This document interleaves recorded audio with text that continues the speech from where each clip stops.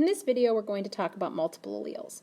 Multiple allele, the name tells you exactly what we're dealing with. Instead of having just two alleles for a trait, big A, little a, big R, big W, we'll have three or more alleles.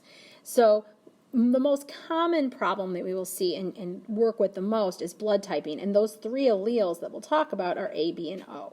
There could be other problems, but for the most part, these are the ones we'll deal with.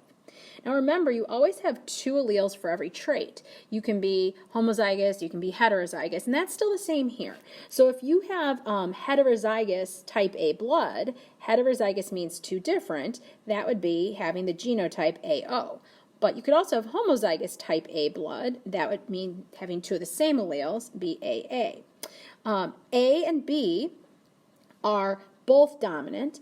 O is recessive. So if you are AO genotype, you still have type A blood. Same goes for B, heterozygous or homozygous. You can be BB or BO. If you have an A and a B allele, you'll have what we call AB blood.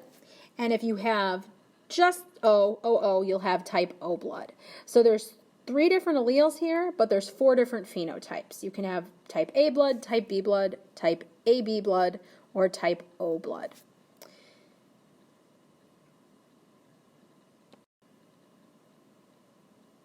Let's go ahead and try a problem.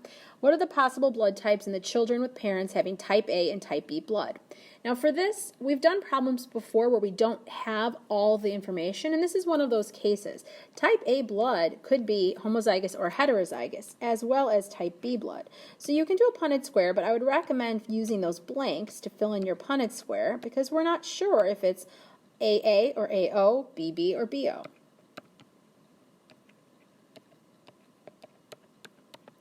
So when the question says, what are the possible blood types for the children, we know for sure that there could be an AB child, but it looks like from this box that we could have a B child.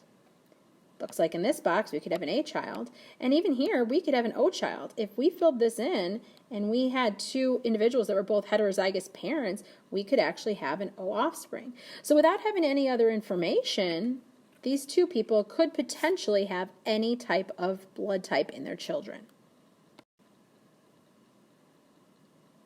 Let's try one more.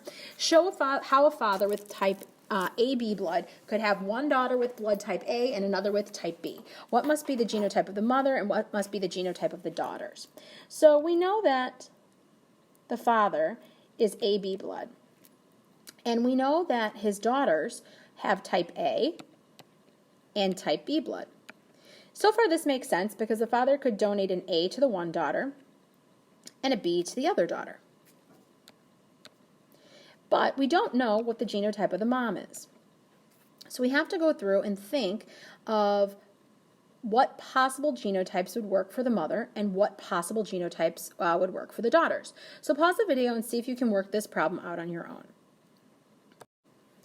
Okay, did you get the same answer as me? This problem was actually really complicated.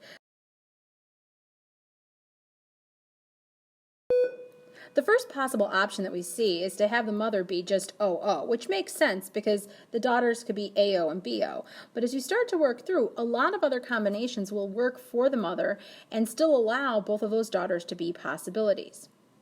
With the multiple allele problems, with the blood typing problems, you have to work through and think of all the different possibilities. But you'll notice that I didn't make a key because the rules for multiple alleles are always the same. A and B are dominant, O is recessive. So we can save a little bit of time with that.